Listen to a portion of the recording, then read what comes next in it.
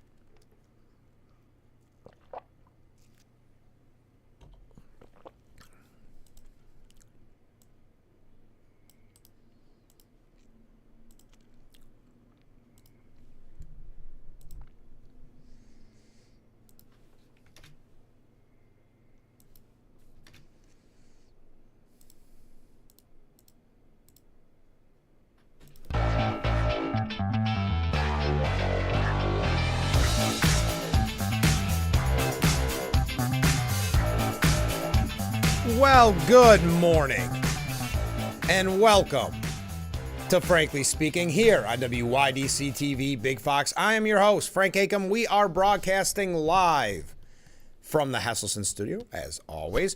I'm so glad you joined us this morning. We have a lot to cover, obviously. In the Trump news cycle, we are going to talk about all the issues of the day. First, let's go to some viewer comments. Also, I do want to remind you, coming up in the 7 o'clock hour, Jen Mullen will be our guest. She's running for Steuben County Legislator in the district that encompasses Caton, Hornby, and the town of Corning. There's a primary challenge there, so we're going to be talking to both candidates. But Jen Mullen is first up, and that is today in the 7 o'clock hour. Okay, comments from viewers.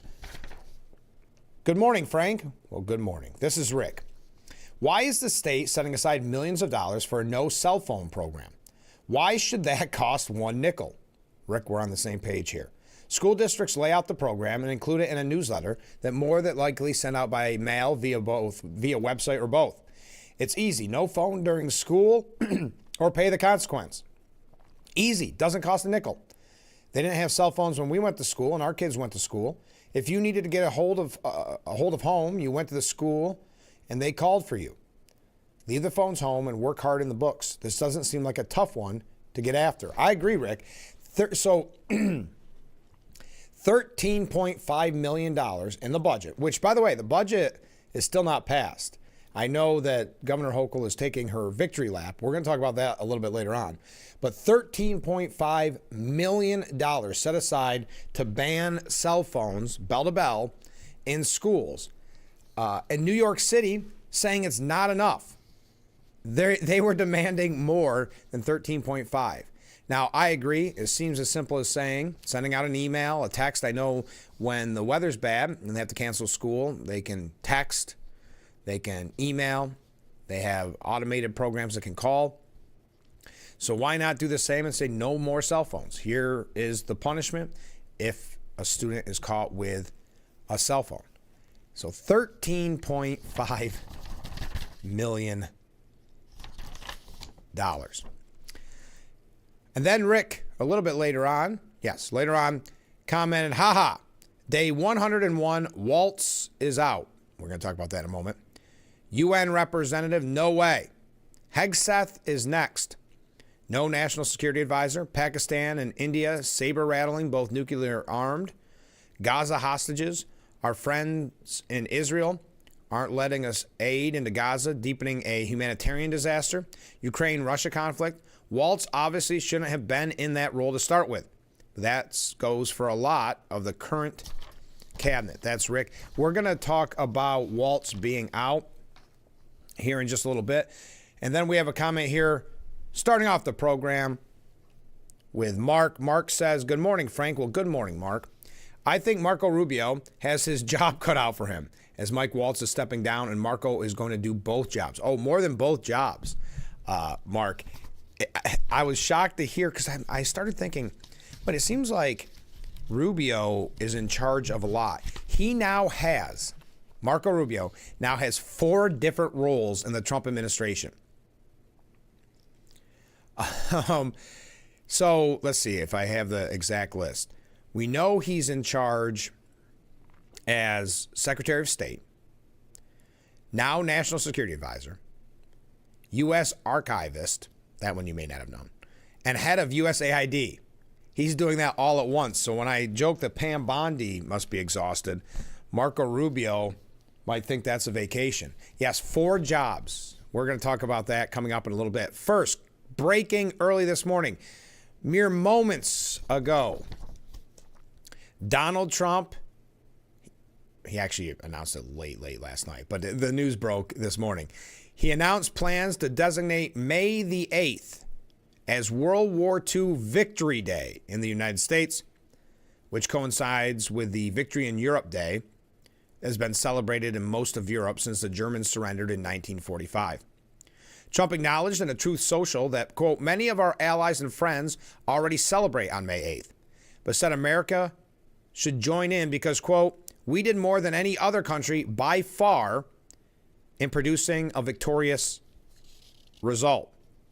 Now, on May 7th, 1945, the Germans surrendered to the Allied forces and agreed to cease all operations the next day. World War II officially ended later in the year on September 2nd, when the Japanese signed an instrument of surrender, though Japan waved the white flag on August 14th, about a week after the United States dropped atomic bombs on Hiroshima and Nagasaki.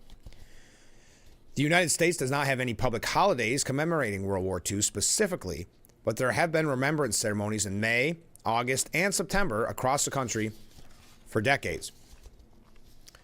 Now, former President Harry Truman, who was in office during the end of World War II, issued a proclamation in August of 1946 declaring August 14th as Victory over Japan Day. I'm not going to read Truman's proclamation. We don't need to know all that. But in the same post, Trump said, "We won both wars. Nobody was close to us in terms of strength, bravery, or military brilliance. But we never celebrate anything. That's because we don't have leaders anymore that know how to do so. We are going to start celebrating our victories again." And I like that line. We are going to start celebrating our victories again. So May the 8th, mark your calendar, is going to be Victory Day for World War II. And that was posted last night. Another very big breaking story coming in late last night, early this morning.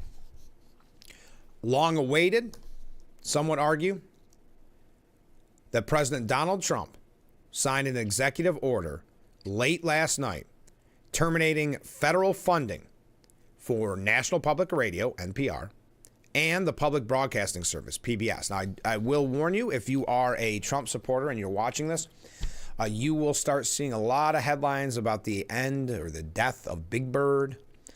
They will start trying to tug at your heartstrings about the programming that will be lost. It's nonsense. They do not need the federal dollars. What that is used for, and I would recommend anybody do this. If you see an NPR station or a PBS station, see if you can visit. They have the best technology, the technology that for-profit stations could never afford. NPR and PBS have long been targeted for cuts by conservatives. Both receive partial funding through the Corporation for Public Broadcasting, which the president argued is unnecessary in the current media environment. Trump wrote in his order, "Government funding of news media in this environment is not only outdated and unnecessary, but corrosive to the appearance of journalistic independence." And now, any conservative would argue that NPR and PBS are extremely, extremely biased. And I don't even think the left can deny it. It's almost a stereotype that the left put on. It is a stereotype. I mean, people talk about it a lot, that the left put on NPR when they're driving around to get their news because it is so biased. I remember when the hearings for Brett Kavanaugh were going on, and I had to travel somewhere, and I don't remember the reason, not that that's important, and I wanted to hear what was happening in the hearings, so I was flipping around the radio station, and the only one that had any wall-to-wall coverage, so to speak, was NPR, and to hear their take on the hearings was startling, how far left and radical it was. Trump said the CPB board shall cease direct funding to NPR and PBS, consistent with my administration's policy to ensure that federal funding does not support biased and partisan news coverage. The CPB board shall cancel existing direct funding to the maximum extent allowed by law and shall decline to provide future funding. He further directed the CPB to end indirect funding to NPR and PBS, including by ensuring that licensees and permittees of public radio and television stations, as well as any other recipient of CPB funds, do not use federal funds for NPR and PBS. The president gave the CPB until June the 30th to meet this directive. Again, there is going to be a lot of coverage of this trying to suggest that it is the end of the world, essentially. That it's the worst thing that could happen. Big Bird's going to die. Mr. Rogers is rolling over in his grave, these type of things. But if you look at their business model, now I know they depend on viewers like you, right, or listeners like you. But if you look at their programming model, it wouldn't be a successful for-profit business if it wasn't the way it was done. So it'd be, to kind of put it into comparison, if you work in the media, if you were to open a hot dog cart, right? And you're successful, you're doing good, you're doing all that you're supposed to do, and then the government says, here's money for a hot dog cart right next to you, where it's going to be cheaper because we're paying for it. It's not as good of a product, but we're basically giving it away and running the for-profits out of business. NPR and PBS both have diverse revenue streams, including major foundation grants, advertising, and voluntary viewer and listener donation, meaning that neither is likely to cease operation if they lose federal funds. And they will not. They're going to say they are. They're going to claim they are. But there's even been kind of undercover investigations where people inside the organization said that they don't need the federal funds. And it's kind of a bonus, if you will.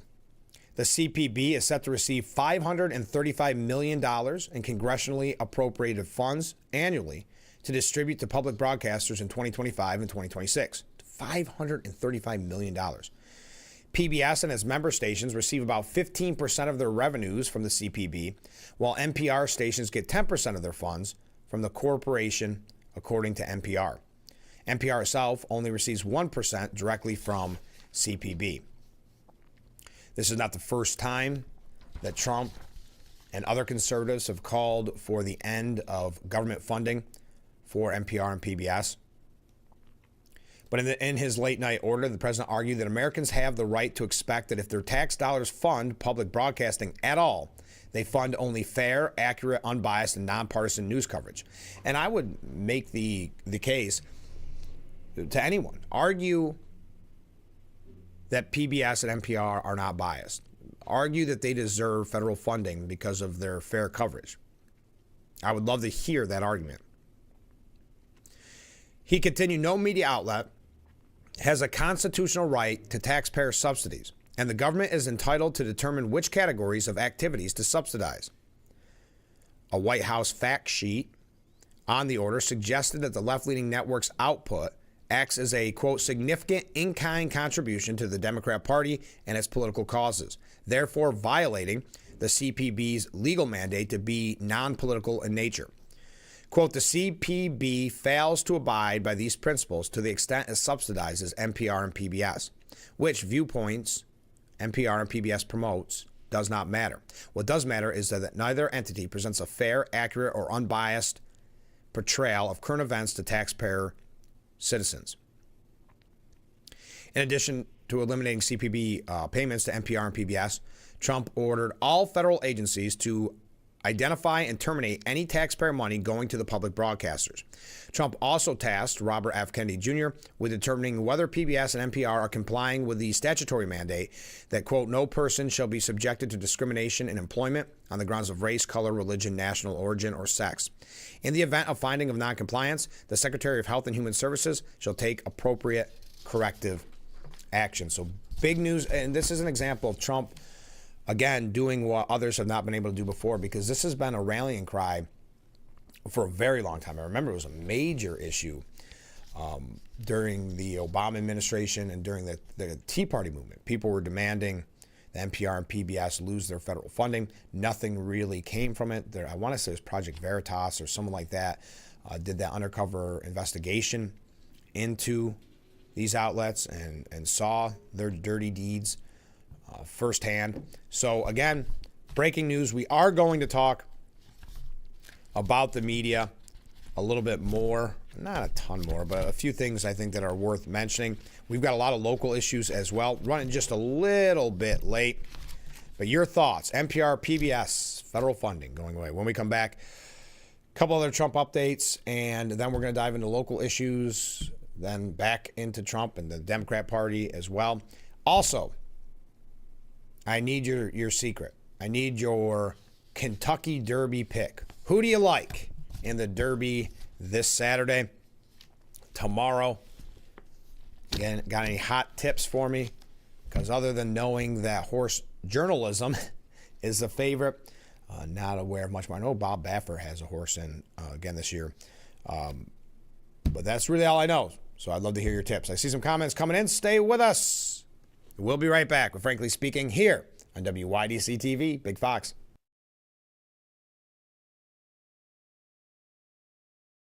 Attention, Elmeron may lead to vision loss.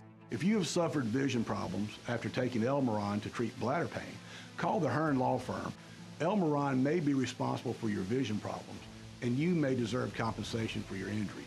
If you took Elmeron and now have vision problems, call the Hearn Law Firm at 888-308-3866 right now. You could find out if you qualify in less than 2 minutes. Call 888-308-3866 for your free case review. Advanced robotic surgery is now available in the Southern Tier. With the Da Vinci Surgical System, experienced local surgeons at UR Medicine St. James and Jones Memorial Hospitals can perform minimally invasive procedures with greater precision. That means less pain, shorter hospital stays, and a faster recovery so you can get back to life sooner. Trust the expertise of your local surgeons and the most advanced technology for your surgery. You no longer need to travel for cutting-edge surgical care. Visit robotics.urmc.edu for more information. Your tap water is delicious. I know, right? It's this Culligan Smart drinking water system. What do you think is going on in there? I'm smelling a touch of chlorine. Yeah, I'm detecting some PFAS. I'm also getting notes of lead. Perfection. Sending it up. Here we go. Certified to reduce more than 70 contaminants. It's like having your own team of water experts. See the smart difference at Culligan.com. It's the 2025 Waterfront Festival and Cardboard Boat Regatta, a day full of fun for all ages. Register at watkinsglen.com/waterfront festival. Hope that boat is sturdy for the big day, June 14, 2025. Race starts at 2 p.m. On your mark, get set, row. The Twins' first prime-time local news. Catch weather, local and national news, events, and more with our anchors, Dante, Haley, and Ann. Find out what's happening in your community and more by watching Big Fox 10 p.m. News on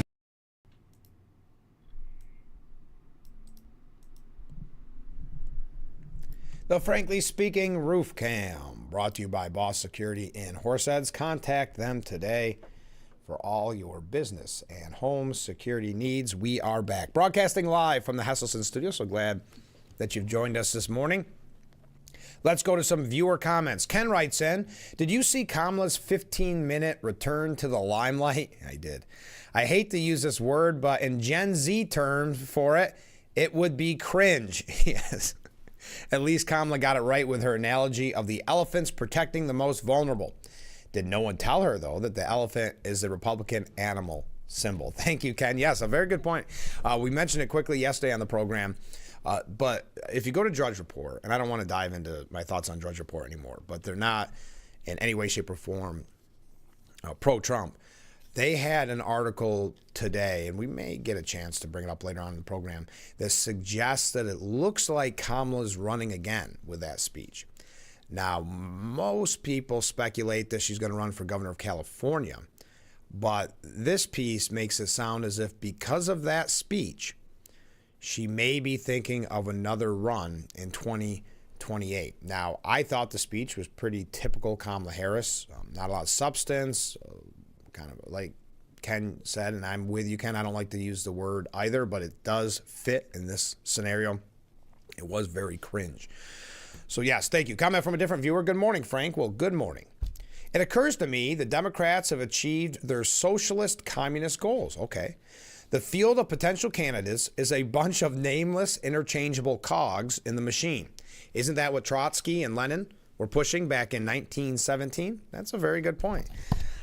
Yes, it is kind of nameless, faceless. The favorite, weirdly enough, I shouldn't say weirdly, it's for obvious reasons, but is Kamala Harris. The reason she's the favorite is because she spent $2 billion in 109 days, 100 and some days, to get her name out there. So it should come as no surprise that she's the favorite just because of name recognition. But otherwise you have what? Tim Walz, J.B. Pritzker, Gavin Newsom, Josh Shapiro, AOC. Those are the names. At one time, Gretchen Whitmer. Not any longer. She had the audacity to meet with Trump to try to do what's right for her constituents in Michigan, and that is frowned upon because she is no longer the face of the resistance, according to CNN. But I continue. Comment from a different viewer. Big Bird is going broke because the count didn't count right, and also the Cookie Monster ate up the profits. I like it. Thank you very much. So a federal judge yesterday blocked the Trump administration from using that 18th century law to deport suspected Venezuelan gang members in South Texas, ruling that the president's invocation of the Alien Enemies Act is unlawful. In the most forceful ruling against the administration's use of the 1798 law to date, District Judge Fernando Rodriguez, an appointee of Trump, but that is not that surprising if you look at the history of appointed judges by Republicans, unfortunately. Very often kind of a turncoat, if you will. So it does not come as a surprise. But he issued a permanent injunction against the application of the statute on migrants detained in the Southern District of Texas. The Trump administration's utilization of the Alien Enemies Act to swiftly deport alleged members of Tren de Aragua, TDA, to El Salvador's mega prison exceeded the scope of the wartime law, the judge ruled in a 36-page opinion. Rodriguez wrote, the president's invocation of the AEA through the proclamation exceeds the scope of the statute and as a result is unlawful. The judge ruled that TDA activities in the U.S., which boomed under the Biden administration, fell short of amounting to an invasion or predatory incursion, as Trump proclaimed when he invoked the act, allowing the president to unilaterally define the conditions when he may invoke the AEA, and then similarly, I always have trouble with that word, moving along, declare that those conditions exist, would remove all limitations to the executive branch's authority under the AEA and would strip the courts of their traditional role of interpreting congressional statutes to determine whether government officials have exceeded the statute's scope. The law does not support such a position. Now, Trump's use of the Alien Enemies Act has been litigated in several courts, including the Supreme Court, but Rodriguez is the first judge to permanently block on the merit. The White House slammed the ruling and said it believes Trump will ultimately prevail in his effort to rapidly deport Venezuelan gang members. White House spokesman Kush Desai said the Southern District of Texas's ruling is undoubtedly shocking to the over 77 million Americans who gave President Trump a decisive Election Day mandate to enforce our immigration law and deport terrorist illegal aliens. And yet time and again we see federal courts try to stop the president from exercising his lawful authority to protect the American people. The Trump administration is committed to unapologetically using every lever of power endowed to the executive branch by the Constitution and Congress to deliver on this mandate. And we are confident that we will ultimately prevail for the American people. Now, Chris Van Hollen weighed in on this. We're going to get to that in just a moment, but I realize we're running a little late. Keep those waves, keep those comments coming in. We're having a blast. Alrighty, here on Frankly Speaking on WYDC TV, Big Fox.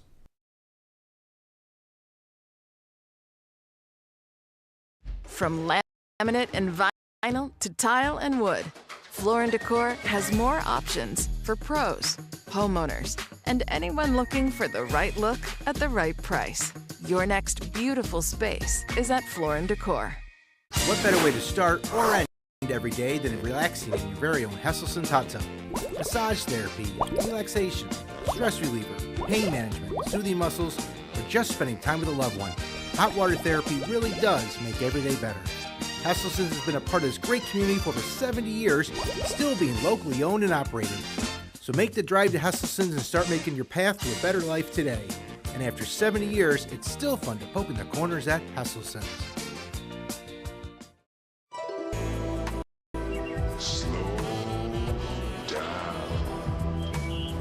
Cut! I I get it. Slow motion, slow down geographic atrophy, but we don't need gimmicks. Stick to the facts. GA, the advanced form of dry AMD, can irreversibly damage your vision. But Syfovre is an FDA-approved eye injection that gives you the power to slow GA. Syfovre was proven to slow GA lesion growth over 2 years with increasing effect over time. It's the only treatment to slow GA in as few as 6 doses per year. Don't take Syfovre if you have an infection or active swelling in or around your eye that may include pain and redness or are allergic to it. Syfovre can cause severe allergic reactions. Other serious side effects are eye infection and retinal detachments, severe inflammation of vessels in the retina, which may result in severe vision loss, wet AMD, eye inflammation, and an increase in eye pressure. Most common side effects are eye discomfort, wet AMD, small specks floating in vision, and blood in the white of the eye. Tell your doctor right away if you have any side effects. Act on facts to slow GA. Ask your retina specialist about Syfovre. Nope, just the facts. The Frankly Speaking Roof Cam, brought to you by Boss Security in Horseheads. Contact them today for all your business and home security needs. And we are back, broadcasting live from the Hesselson studio on Market Street Corning. Comment from Ken. Ever since they closed OTB locations, and the closest to us being in Binghamton, I haven't really followed the Derby. If there is a horse named Journalism, I would stay away from betting it to win. I fear that the jockey will be whipping a dead horse. Thank you very much. There are some locations, they have them in some bars and different venues like that, like Tioga Downs and the like, of course. And there's apps, and of course, as you would be. But there is indeed a horse named Journalism. And in the past, I would have read or posted all the names on the screen. But I've got to be honest, some of these I have no idea how to say. So I'm going to skip that. I will say American Promise, based on just name, is nice. American Promise, right? Okay. But yes, Journalism is indeed not only a horse in the Derby, but also the favorite. Okay. Senator Chris Van Hollen, who traveled to El Salvador on taxpayers' dime to show his support for Garcia, who, as each day unfolds, we learn more and more about his alleged ties to MS-13. We learn about his record of spousal abuse, et cetera, et cetera. Well, he was on CNN yesterday, and Casey Hunt said there also was a ruling today from a federal judge, a Trump-appointed judge actually, that the use of the Alien Enemies Act to deport people from Venezuela, who the administration alleges to be part of a gang, is not allowed. What was your reaction to that? A biased question and the final question, a biased statement, and the final question is, what's your reaction? Van Hollen says it's a total abuse of the Alien Enemies Act to claim that what we're experiencing here in this country is an invasion, like from a foreign government. This was a judge who just looked at the facts and said, no, you can't do that. Look, the Trump administration is trying to dredge up these old laws and misapply them across the board. I mean, they've also done the same thing in these cases where they're detaining students for their speech. It's not a question of whether you like their speech or don't like their speech. They have a right to free speech. And Rubio has dredged up the McCarthy-era law, the McCarran-Walter Act, trying to claim that these students exercising their speech is somehow a threat to the U.S. foreign policy. It's clearly a ruse simply to squash the free speech rights. So no matter where you look, this administration is violating statutes and the Constitution, including, by the way, when it comes to tariffs, abusing their authority under the Emergency Economic Powers Act to do things they're not legally empowered to do. So Chris Van Hollen becoming one of the faces of the resistance. He was specifically thanked or praised by Kamala Harris in her comeback speech. Representative Dan Goldman, a Democrat from here in New York, was asked by Anderson Cooper, what's your reaction to the new CNN reporting that the White House has approached Libya and Rwanda about potentially deporting migrants with criminal records to those countries? Goldman said, it's just more of the same. It's a demonization of immigrants. There's a process. Nobody thinks that convicted criminals who do not have documentation and are not citizens should remain in this country. Nobody? Mr. Goldman? I would say some have made that argument. But there's a process that our laws have mandated that the administration has to follow. If they would like to change the laws, they're welcome to come to us here in Congress and try to change those laws. But they don't get to unilaterally change the law because they don't like how it is. And that's what they've been doing with government funding and the Impoundment Control Act. That's now what they're doing with immigration. That is what they're doing on so many different issues that is just directly flouting the law and undermining our baseline democratic system. Now, the due process is what the left keeps referring to, but I don't know if you saw Stephen Miller shaming the media's coverage when it comes to Trump's immigration policy, saying it's a sad reflection on the state of our media and many of the outlets represented in this room that you obsessively try and shill for this MS-13 terrorist when no coverage occurred in your papers about any of the Americans that were raped and tortured and murdered by the illegals that Biden was importing into our country. Most of your papers never covered the story of 12-year-old Jocelyn Nungari's brutal sexual assault and murder by 2 illegal aliens Joe Biden allowed to remain in the country. To the extent that you covered it at all, it was because President Trump forced you to cover it by highlighting it repeatedly over and over again. He had to shame you into covering it. And each and every one of you that sides over and over again with these MS-13 terrorists, to the extent that you have the financial means to do so, you all choose to live in condos or homes or houses as far away from these kind of gangbangers as you possibly can. If I offered any one of you a rent-free home with no taxes to pay in any of these gang neighborhoods, and I said your neighbors are MS-13 terrorists or Mexican mafia or Sinaloa cartel or Trade D and Grau, TDEA, I couldn't pay you to live there. But yet you, with your coverage, are trying to force innocent Americans to have these people as their neighbors. And one day their daughter may be abducted from their home and raped and murdered. I've got to say, I would love to hear your thoughts on Stephen Miller. He does not pull any punches. I know the media and the left make him kind of an evil villain as compared to a non-evil villain. An evil person. He's kind of the bad guy.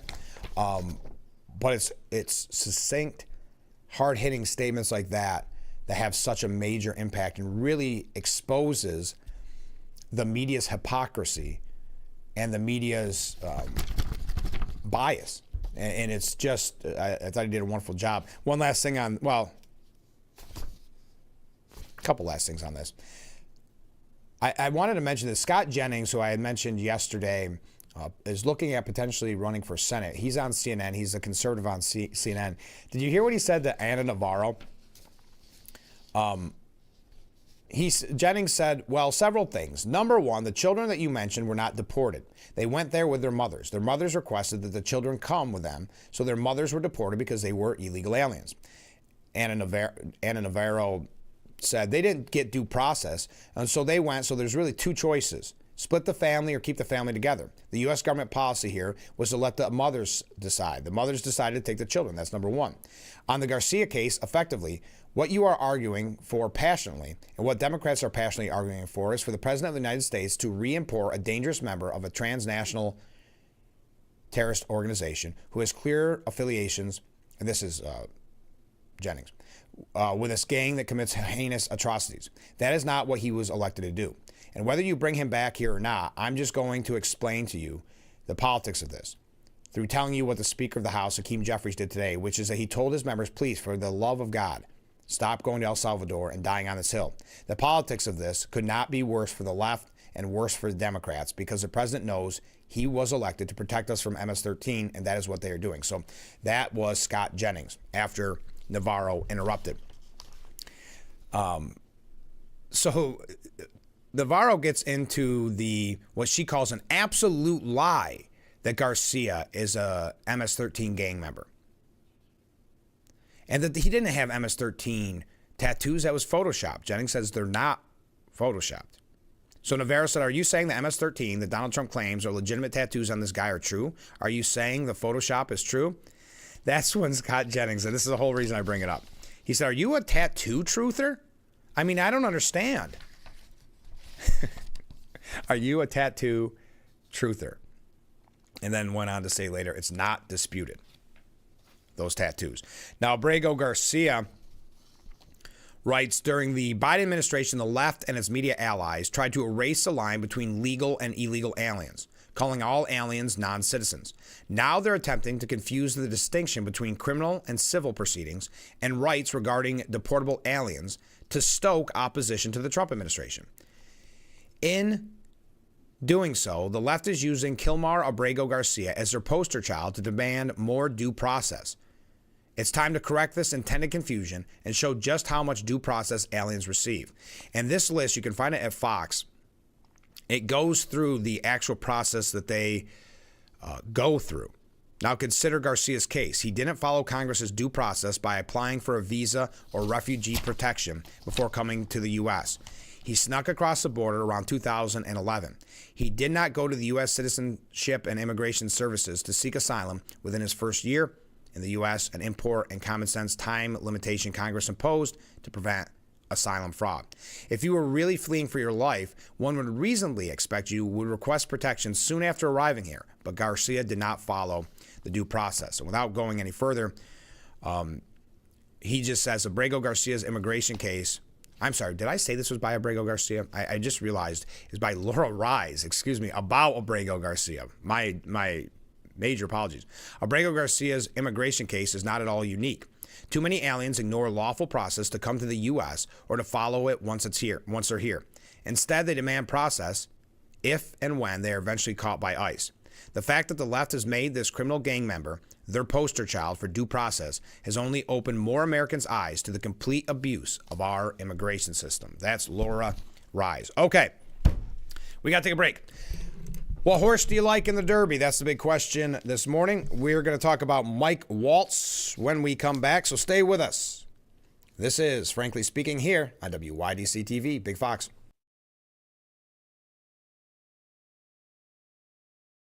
If you or a loved one regularly used hair relaxers or straighteners and were diagnosed with uterine, ovarian, or endometrial cancer, you may be entitled to significant financial compensation. I've used hair relaxers for years. I had no idea they could cause cancer. Chemical hair relaxers and straighteners have been linked to serious conditions, including several types of cancer. If you used hair relaxers and have been diagnosed with uterine, ovarian, or endometrial cancer, call us now. There's no fee unless we win your case. Call today. It's time to say, not so fast, chronic kidney disease. Because with a progressive disease like CKD, slow is good. And believe me, I know all about slow. That's why I'm here to tell you about Jardiance. It's a little pill proven to slow the progression of CKD and reduce the risk of kidney failure, which can lead to dialysis. Serious side effects include increased ketones in blood or urine, which can be fatal. Stop Jardiance and call your doctor right away if you have nausea, vomiting, stomach pain, tiredness, trouble breathing, or increased ketones. Jardiance may cause dehydration that can suddenly worsen kidney function and make you feel dizzy, lightheaded, or weak upon standing. Genital yeast infections in men and women, urinary tract infections, low blood sugar, or a rare life-threatening bacterial infection between and around the anus and genitals can occur. Call your doctor right away if you have fever or feel weak or tired and pain, tenderness, swelling, or redness in the genital area. Don't use if allergic to Jardiance. Stop use if you have a serious allergic reaction. Call your doctor if you have rash, swelling, difficulty breathing, or swallowing. You may have increased risk for lower limb loss. Call your doctor right away if you have new pain or tenderness, sores, ulcers, or infection in your legs or feet. So go on, say not so fast, CKD. Ask your doctor about Jardiance for chronic kidney disease. Catch Twin Tiers local news and weather by visiting WYDCTV.com. We've got daily and weekly weather forecast, question of the day, things to do, and more. WYDCTV.com, your website for everything Twin Tiers local.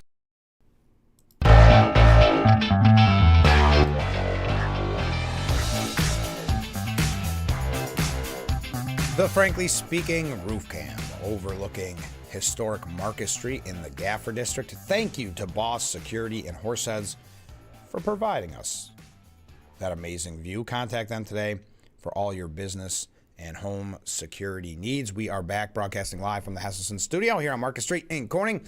Let's go to some viewer comments. Every time some no-name judge tries to step on Trump's authority, that judge should have his bank account reviewed. You just made a lot of people angry there, viewer. A lot of people are saying, you can't do that. You can't do that. Comment from a different viewer. Jack says maybe a Harris run will put a Republican back in as governor. I think it's a great idea for Harris to be governor. Her part will be, I'm combining these, sorry, Jack. Her part will be a great fit into the California nightmare government. Her cackling laugh and Picasso painting logic will only help the Republican cause there. Have you heard who might be a possible front runner for the Republican Party? I have not. In California, it's kind of, and I this is not said in a derogatory fashion, but it's kind of like New York. It doesn't mean that the candidate has no chance. We're not saying that at all. It's just the focus is normally on who the Democrat's going to be because that's the most likely victor. I would say in California, to your point, if Kamala runs, I would think there would be an opening for Republican because look how bad Gavin Newsom did with the wildfires. Look how bad Kamala Harris did at the national level in the presidential race. So I would say there's an opportunity, but I have not heard of any Republicans that are running, and hopefully it would be someone with name recognition because that's always the biggest hurdle. Comment from, hey, it's Bob. It's Climate Fact Friday. Good morning, Bob. Here we go. Climate Fact Friday from Bob. We all fondly remember the 6 lady astronauts who recently took a joyride in a spaceship. Yeah, we heard a lot about that, didn't we? That little rocket ride put around 300 metric tons of CO2 and other pollutants into our Earth's atmosphere. The same amount as 100 cars produce in 1 year. And what was the purpose of this little stunt? The only thing I could think of is they wanted to see the effect of space weightlessness on Botox. That's Bob's words, not mine. That's Bob here, right to Bob, not me. Thank you, Bob, for Climate Fact Friday. I don't know what the point of that ride was. Okay, Trump has now moved, if you will, Mike Waltz to UN ambassador, and Rubio is acting as the national security advisor. You heard this yesterday. Quite a shakeup. Writing on Truth Social, Trump said, I'm pleased to announce that I will be nominating Mike Waltz to be the next United States ambassador to the United Nations. From his time in uniform on the battlefield, in Congress, and as my national security advisor, Mike Waltz has worked hard to put our nation's interests first. I know he will do the same in his new role. In the interim, Secretary of State Marco Rubio will serve as national security advisor while continuing his strong leadership at the State Department. Now, this was reported on early yesterday. There was anonymous sources saying he's out, he's done. So it was only a matter of time. Now, responding to the news, Waltz wrote on Twitter, I'm deeply honored to continue my service to President Trump and our great nation. There was a lot of questions of whether or not because of Signalgate. Remember, it was under his watch that far left journalist from the Atlantic, Jeffrey Goldberg, was allowed on that Signal app. So that raised a lot of red flags about leakers and the like in the administration. It made a lot of people nervous. Many people, anonymous sources, so take it with a grain of salt, saying that Trump was concerned that Waltz even had Goldberg's number. Now, it does say here, and many are reporting on this, that far-right influencer Laura Loomer did not like Waltz either. So maybe pushing for his ouster, depending on what outlet you go to. They're trying to make it sound like she's some type of kingmaker or power broker. I don't think that's the case. I think they try to overhype that scenario. But Mike Waltz out as the national security advisor, now the UN ambassador. That puts Marco Rubio in charge of 4 different roles. He is now Marco Rubio, a man who him and Trump didn't always see eye to eye in the past, which is kind of interesting. Marco Rubio is now serving as Secretary of State, National Security Advisor, U.S. Archivist, and head of USAID, all at the same time. I wonder how that pays. Do you get a salary for each of those, or is it? He could be making some pretty good money if he's getting 4 paychecks for being in the lead role of those 4 different positions. Interesting. Now, Stephen Collinson, do we have time for this? No, I want to talk more about Rubio in this scenario. We are going to talk about New York State issues probably in the next hour, some major local issues as well as statewide issues. We'll talk about that in a little bit. Don't forget, in the next hour, we will be talking with Jen Mullen. She is running for Steuben County Legislature. It is a primary scenario. She is in the district that is Town of Corning, Hornby, and Caton. So she'll be joining us in the 7 o'clock hour. Get your Derby picks in. And if you missed Kyle Petty on the program yesterday, that is posted on our YouTube page. It is also on our website, WYDCTV.com. Got a great reaction about our interview with Kyle Petty and that amazing event that is coming up next week right here at the Radisson in Corning. Stay with us. We'll be right back with Frankly Speaking here on WYDC TV, Big Fox.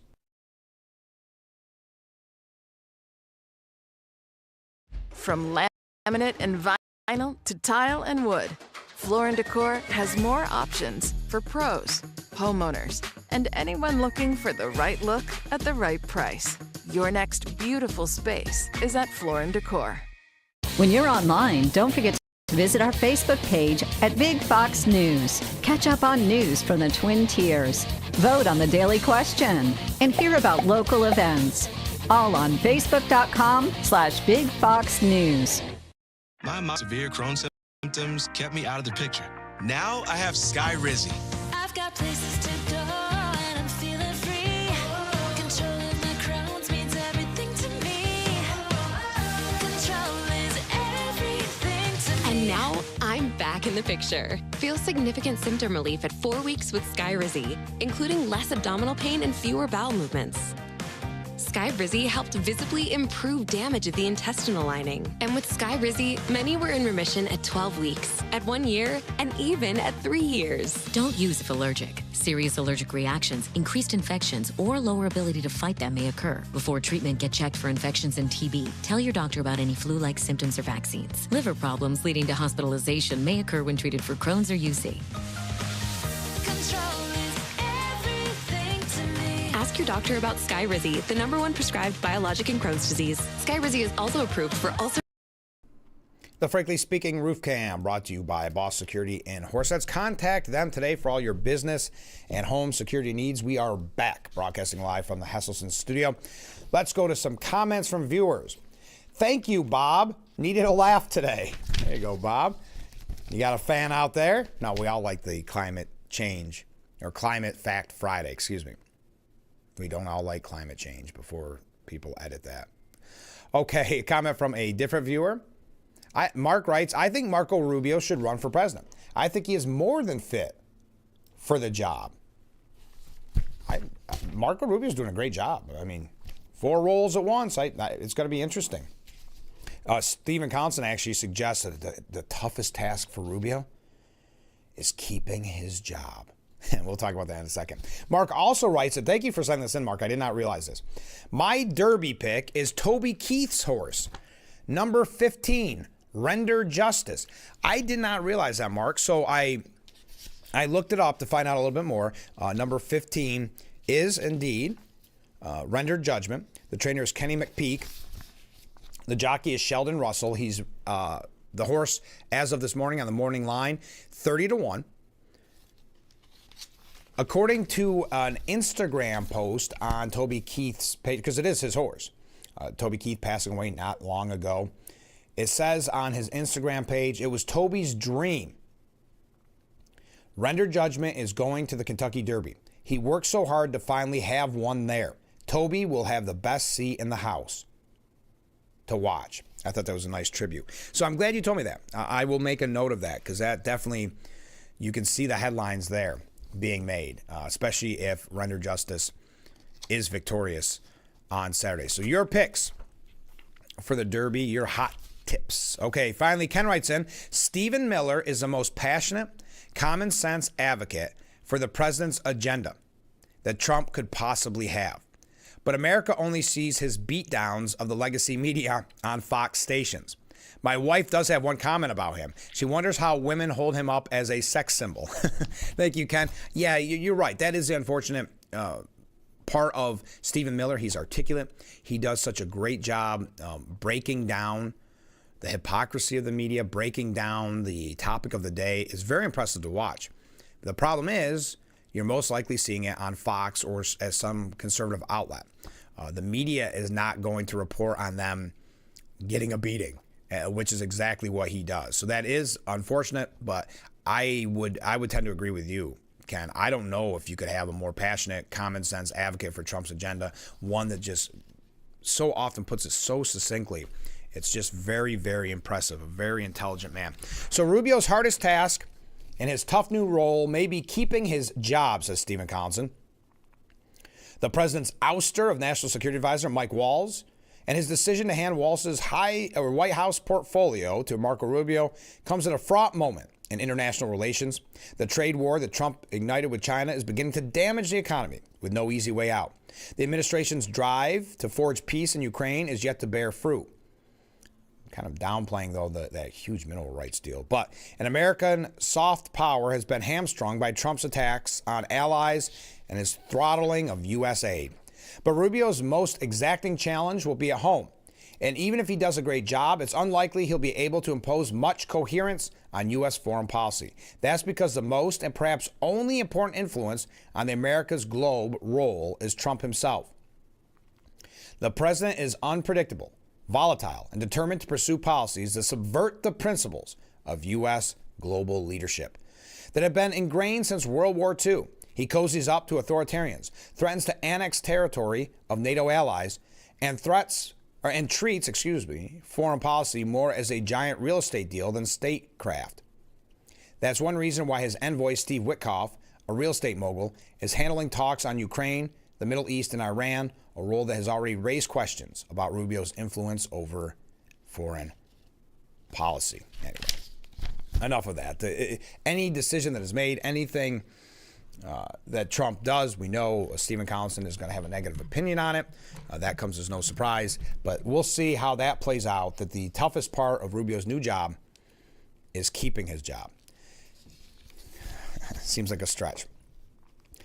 According to J.D. Vance, he said that Trump removed Mike Waltz as National Security Advisor because the Floridian would be a better UN ambassador and that he should consider it a promotion.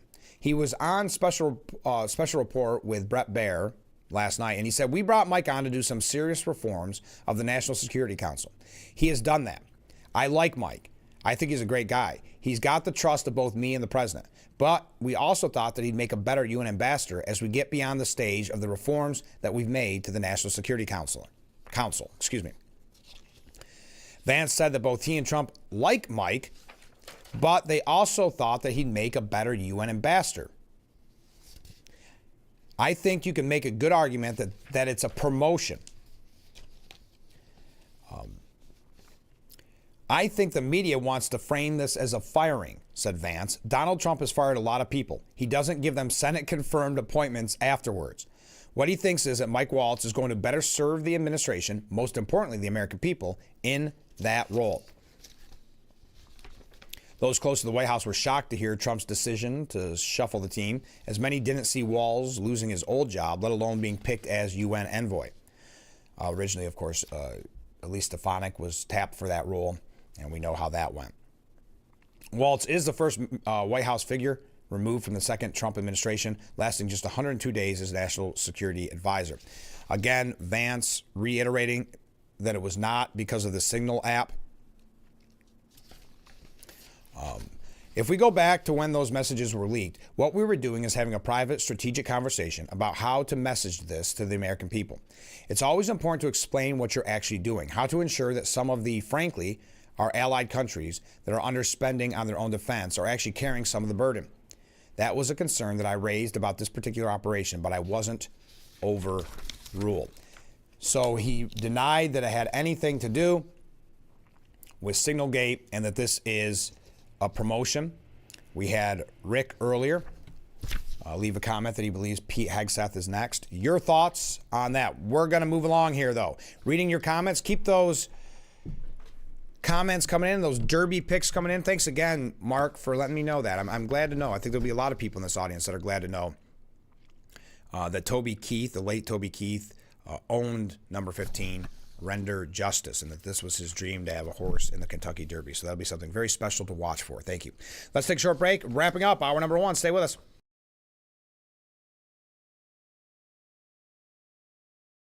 Attention, Elmeron may lead to vision loss. If you have suffered vision problems after taking Elmeron to treat bladder pain, call the Hearn Law Firm. Elmeron may be responsible for your vision problems, and you may deserve compensation for your injuries.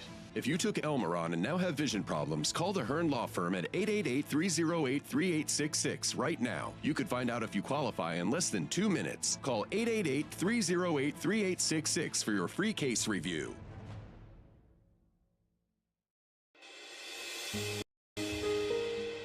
I'm Grace. I'm Ida, and I lived in California. Timmy was just a puppy when I moved in. He's a emotional support animal. I had Missy, who is 15 years old and blind.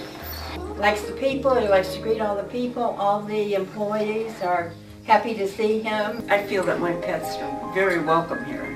I feel very welcome here. I think it's great. Distracting is dangerous, but some people just can't seem to help themselves. There's the steering wheel propper, the sneak-a-peeker, the fast roller, the nightlighter. And it's not long until they become the fender benderer, the got-a-ticketer, the veering off the road, the driver who kills someone. Enough with the phones already. Just put them down. As always, we thank our good friends at Boss Security in Horseheads for bringing us that picturesque view of Marcus Street in Corning. Contact them today for all your business and home security needs.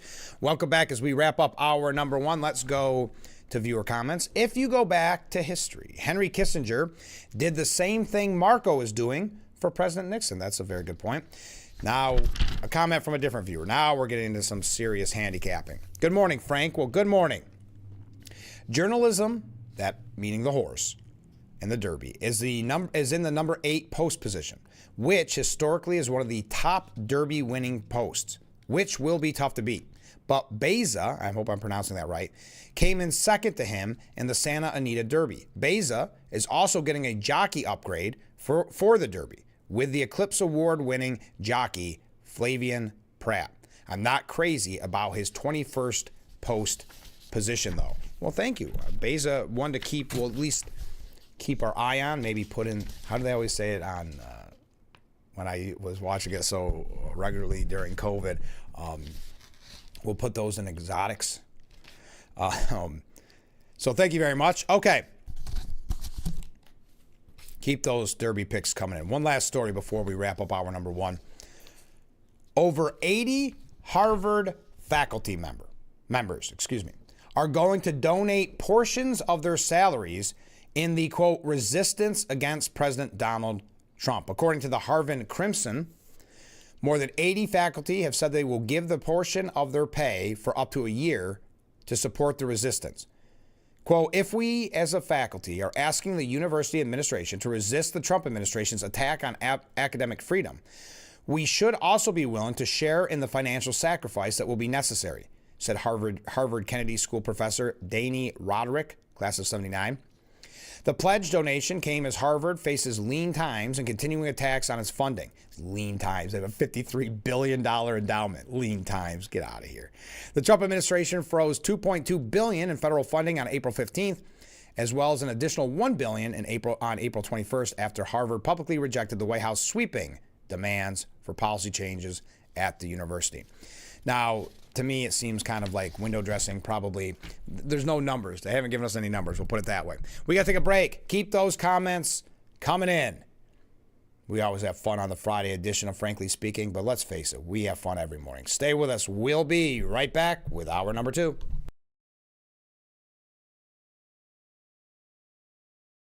When you're online, don't forget to visit our Facebook page at Big Fox News. Catch up on news from the Twin Tiers. Vote on the daily question and hear about local events. All on Facebook.com/Big Fox News. It's time to say not so fast chronic kidney disease. Because with a progressive disease like CKD, slow is good. And believe me, I know all about slow. That's why I'm here to tell you about Jardiance. It's a little pill proven to slow the progression of CKD and reduce the risk of kidney failure, which can lead to dialysis. Serious side effects include increased ketones in blood or urine, which can be fatal. Stop Jardiance and call your doctor right away if you have nausea, vomiting, stomach pain, tiredness, trouble breathing, or increased ketones. Jardiance may cause dehydration that can suddenly worsen kidney function and make you feel dizzy, lightheaded, or weak upon standing. Genital yeast infections in men and women, urinary tract infections, low blood sugar, or a rare life-threatening bacterial infection between and around the anus and genitals can occur. Call your doctor right away if you have fever or feel weak or tired and pain, tenderness, swelling, or redness in the genital area. Don't use if allergic to Jardiance. Stop use if you have a serious allergic reaction. Call your doctor if you have rash, swelling, difficulty breathing, or swallowing. You may have increased risk for lower limb loss. Call your doctor right away if you have new pain or tenderness, sores, ulcers, or infection in your legs or feet. So go on, say not so fast, CKD. Ask your doctor about Jardiance for chronic kidney disease.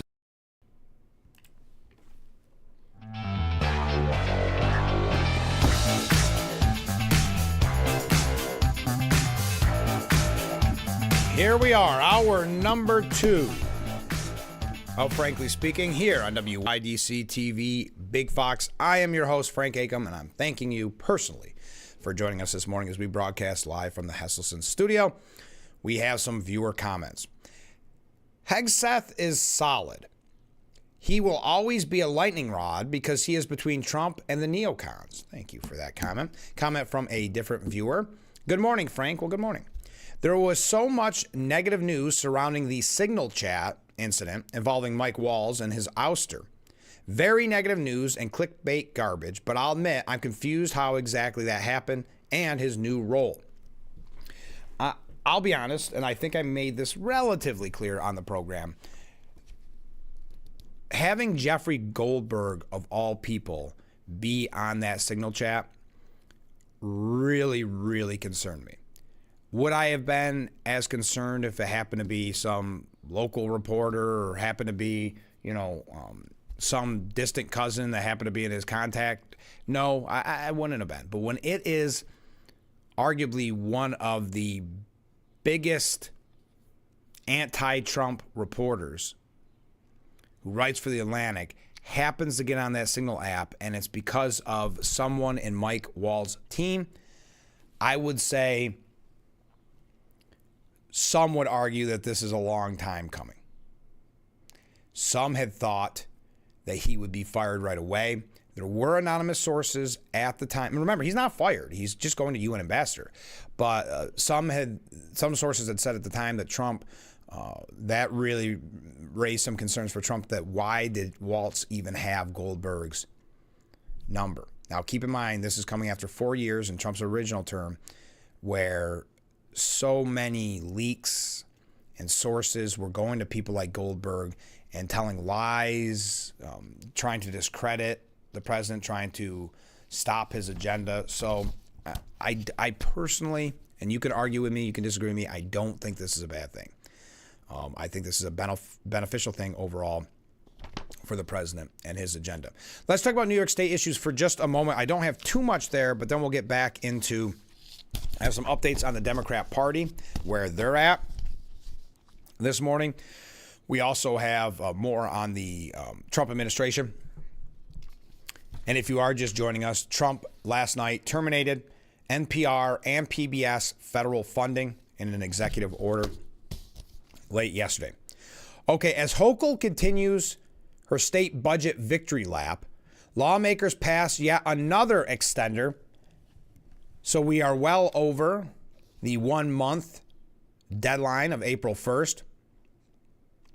On the 10th time this year, the New York State Senate meant to pass a budget extender. State Senator Liz Krueger, typically tasked with explaining why the Senate is not ready to vote on budget bills, decided to try something new. I asked everyone if they got Monty Python references, and they said yes. Now, Republican State Senator Tom O'Mara, ranking member of the Finance Committee, set the stage as he questioned Krueger on why budget bills weren't yet before the Senate. Our Senator, Tom O'Mara. Krueger replied, "In the Holy Grail, there's a scene involving the Black Plague in Europe. They're pushing around barrels and yelling, 'Bring out your dead, bring out your dead.' And suddenly a body is thrown in, and you hear the voice say, 'Not quite dead yet.' Even O'Mara could be heard laughing over an open microphone. I'm so glad everyone appreciated that, said Kruger, because I really thought hard about saying it. It's not quite done yet. Despite some people's linguistic interpretation that it is done, it's not quite done yet. The governor, yeah, so what this is in reference to, which is a long way around there. But again, glad Tom O'Mara, friend of Frankly Speaking, making that article. She, meaning Governor Hochul, can say that it's done as much as she wants. That does not make it done.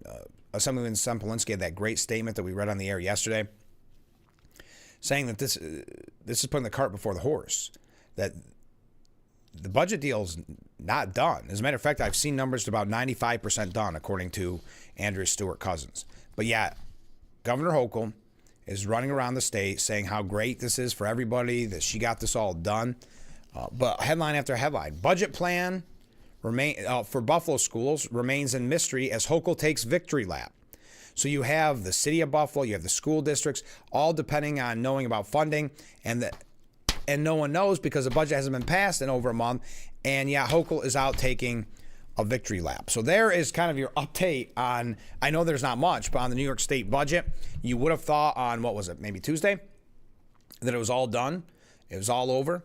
The budget was passed. We're all counting down the days until we can spend our huge inflation rebate check of roughly $200.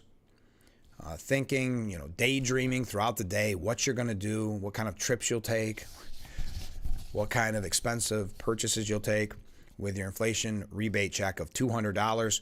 So you would think it was all over. And yet here we are. It's about 95% done, is what is being reported. And yet all of this being delayed. I know a lot of school districts upset, a lot of cities upset because Governor Hochul is taking a victory lap while the budget has yet to be passed. And again, another extender passed yesterday. So well over the 1 month past the deadline is where we're at this morning. Okay, we're going to get on the local front here in just a moment. How am I doing? Good. This is good news. Congressman Nick Langworthy released a statement yesterday about the passage of H.J. Resolution 88. I know what you're saying. Well, what's that? Great question. So Congressman Nick Langworthy had this to say, quote, I'm very pleased that H.J. Resolution 88 passed the House today, reversing the EPA's decision to allow California to ban the sale of gas-powered vehicles by 2035. This push to force Americans into electric vehicles is nonsensical and dangerous. Forcing our dealerships to shoulder this burden would have had dire consequences. Back in February, I led a bipartisan letter to Governor Hochul urging her to reconsider New York's EV sales mandate, which was directly adopted from California's environmental extremists in power. This mandate would have left dealerships with large inventories of unsold EVs, potentially leading to layoffs and other negative economic consequences for thousands of workers employed in New York's automotive industry. This legislation's passage in the House is a huge win for our auto industry consumers, dealerships, and workers. Now the Senate must pass it immediately so President Trump can sign it into law as soon as possible. So this bill, H.J. Resolution 88, effectively killing New York State's radical Green New Deal electric vehicle mandate, a topic that we talk about so much on this program. I'm glad Congressman Nick Langworthy brought that to our attention. We thank him. And now we hope that the Senate moves quickly, passes that, and it gets to the president's desk. Now let's go local, and then we're going to get back into the federal level. Receiving this from our friends in Hornell. We talk about Hornell. We have the mayor, John Buckley, on frequently. So out of the Hornell Sun, which is a online, would you call it publication if it's online? Online newspaper, essentially.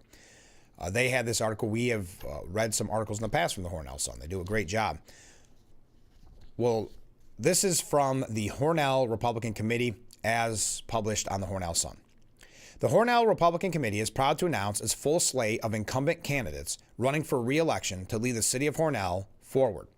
Under the experienced and dedicated leadership of Mayor John Buckley and the Common Council, Hornell has seen steady growth, prudent financial stewardship, and meaningful investment in quality of life for all residents. The results speak for themselves, said Hornell GOP Chairman Paul Van Castle.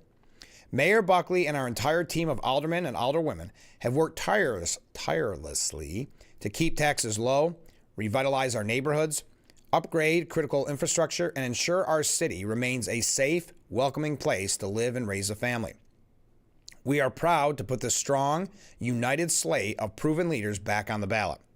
So the 2025 slate of Republican incumbents for our friends watching in Hornell: Mayor John Buckley, 1st Ward Alderman Dave Sutphin, great guy, 2nd Ward Alderman Christina Hancock, 3rd Ward Alderman Joe McKay, 4th Ward Alderman Steve Peck, 5th Ward Alderman Dan Warner, who is also running for county legislature, 6th Ward Alderman Lita Brown, 7th Ward Alderman Kevin Valentine, 8th James Bassage, 9th Ward Shannon Davis. In addition to the work on the Common Council, Alderman Dan Warner is also stepping up to run for county legislator, aiming to strengthen Hornell's voice with county-level decision-making.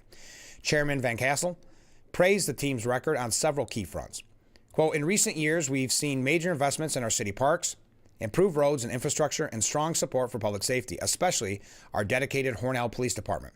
Our leadership team has never wavered in its commitment to smart governance and community-first values. As the 2025 election season begins, the Hornell GOP looks forward to continuing the conversation with residents about the city's future. From the east end to the west, from every ward across the city, this team has delivered, said Van Castle. We're proud of what we've accomplished, and we're excited about what's ahead. So that's for our friends in Hornell. Now, well, you know, I want to read this too. This is another local issue coming from our friend Michael Volino. He has been on the program in the past. He's going to be on the program in the near future. This is from the town of Thurston, and they proposed a resolution, and it passed 3 days ago. I want to read that to you because I think it's an important one, and maybe signaling to other communities they may want to do the same. So we're going to read that here when we come back. We're running just a little late. Keep those comments, keep those waves coming in. We'll be right back with Frankly Speaking here on WYDC TV, Big Fox.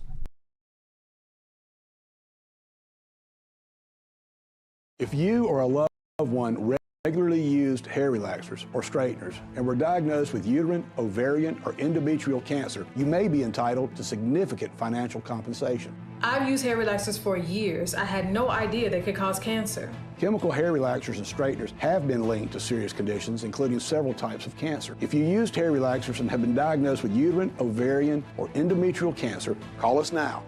There's no fee unless we win your case. Call today. Hard water makes it hard to keep your home looking like the work of art you've always envisioned it would be. Culligan softeners reduce hard water buildup and your cleaning time, transforming every drop, every splash, every rinse into the fine art of a long-lasting clean. With a Culligan water softener, revel in the breathtaking beauty of your home, just the way you've always pictured it. Culligan, water you love. If you or have taken Humira for moderate to severe Crohn's disease or ulcerative colitis and still have symptoms, you don't have to settle. Ask your gastroenterologist if switching to Rinvoq is right for you. It's one of the latest treatments from the makers of Humira. Rinvoq works differently than Humira and may help. Rinvoq is a once-daily pill that can deliver rapid symptom relief, lasting steroid-free remission, and helps visibly reduce damage of the intestinal lining. Rinvoq can lower ability to fight infections. Before treatment, test for TB and do blood work. Serious infections, blood clots, some fatal. Cancers, including lymphoma and skin. Serious allergic reactions, GI tears, death, heart attack, and stroke occurred. CV event risk increases in age 50 plus with a heart disease risk factor. Tell your doctor if you've had these events. Infection, Hep B or C, smoked, are pregnant, or planning. Don't take if allergic or have an infection. Rapid symptom relief and lasting steroid-free remission are possible with Rinvoq. Ask your gastroenterologist if switching to Rinvoq is right for you. You could pay as little.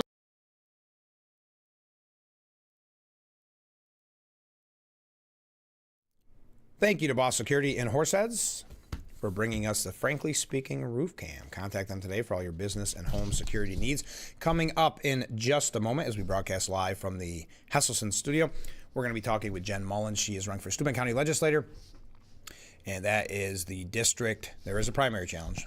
That is the district of the town of Corning, Hornby, and Canton. So if you are in those areas, call your neighbors, call your friends, and tell them to tune in. And that is during the Steuben County Office for the Aging segment of our program. That's coming up in the next break. All right, comment from Ken. Ken raises a very good point. The burning question I have is, why would Mike Waltz have Jeff Goldberg's contact information in a secure chat app? I don't know much about Mr. Waltz, but it makes me think that he has had private conversations with Goldberg, a clear anti-Trump hack, in the past. I agree, Ken. I've got to say, and I'm not trying to pile on to Mike Waltz. He's going to make a good UN ambassador, I'm sure. Ambassador to the UN. But that, it's not as if it was just somebody off the street that they got a number wrong. And they go, why am I part of this Signal app? You know, I work for the county or something. No, it was Jeff Goldberg, a clear Jeffrey Goldberg. I think he's one of those guys that wants his full name read. Jeffrey Goldberg, a clear anti-Trump hack, to use Ken's term. I agree. So that was always a major concern. I would not have had a problem, and I think I could have easily defended on this program, having him fired because of that. But Trump did not. Interesting. I was more aggressive in wanting to a firing than the man known for firing. And this is not to knock Mike Waltz. Accidents can happen. I understand that. But of all people in the world, Jeffrey Goldberg, that really, really concerned me, especially coming off of the first 4 years of the Trump administration. We saw the leaks. We saw the attacks. And anonymous sources at the time, for whatever it's worth, anonymous sources saying that was Trump's biggest issue with it, too. Why did he even have his number? So, yes, I would agree with you, Ken. All right, I want to mention this before we go to break, and then we're gonna hear from Jen Mullins. So our friend Michael Volino, who is running for legislature as well, we've had him on the program in the past. He's from Thurston. We're going to be talking with him a little bit later on, I think this month. Michael Volino said the Steuben County Board of Legislature is appealing a New York State Supreme Court decision that did not allow them to remove insurance protections from the county sheriff, Jim Allard's position. The county has spent a large amount of taxpayers' money appealing this decision, which appears to be due to personal animosity, according to a newspaper article. The board, the Thurston Town Board, the board agreed to pass Resolution 11 of 2025 in support of Sheriff Allard as follows. Now, bear with me, there's a lot of whereases. But whereas Sheriff James Allard is duly elected, first elected in 2016, and whereas New York State Supreme Court Justice Jason Cook ruled in November 2024, and the Steuben County Legislature's removal of the sheriff's indemnification through local law was unlawfully enacted and invalid, and whereas Steuben County has spent nearly $200,000 on legal representation and media consultants since 2023, and whereas the sheriff has the constitutional right to free speech under the First Amendment, to criticize legislators as he sees fit, and whereas the divisions between the sheriff and county legislature can be handled through open dialogue and communication instead of legal action. And now, therefore, be it resolved, the Thurston Town Board views it in the best interest of Thurston and county taxpayers that the legislature does not appeal New York State Supreme Court Justice Jason Cook's decision invalidating a local law removing insurance protections for Sheriff Jim Allard and fully reinstate the sheriff's indemnification. Be it further resolved, copies of the resolution will be sent to Sheriff James Allard and Steuben County Legislative Chairperson Kelly Fitzpatrick and District 9 Legislator Wendy Lozo to be read at next regular meeting of the County Legislature on April 28, 2025 at 10 p.m. So thank you for sending that along, and we're glad to hear that, making the decision that the people of the town of Thurston do not believe that is in their best interest as taxpayers to appeal that court decision. Okay, We have to take a break. When we come back, the breaking story, I'm not going to bring it up again unless you want to talk about it, but the breaking news this morning, Trump has terminated NPR and PBS's federal funding with a sweeping executive order. That happened late last night. This is something that conservatives have been calling for a long time. Taxpayer funding to be cut from organizations that don't even hide their bias. Even, I think, most people in the Democrat Party or on the left would admit there is a bias, and that's why they enjoy NPR, and that's why they enjoy PBS, which is fine. But taxpayer funding should not be going to these bias organizations. We've got a couple other maybe media updates, but I do want to get to the Democrat Party because the long knives are coming out for people like Chuck Schumer. We'll tell you some of the fresh faces coming up through the ranks. But next, Jen Mullen running for Steuben County Legislator, and that is the district of the town of Corning, Hornby, and Canyon. That's coming up next. So stay with us. This is Frankly Speaking here on WYDC TV, Big Fox. We will be right back.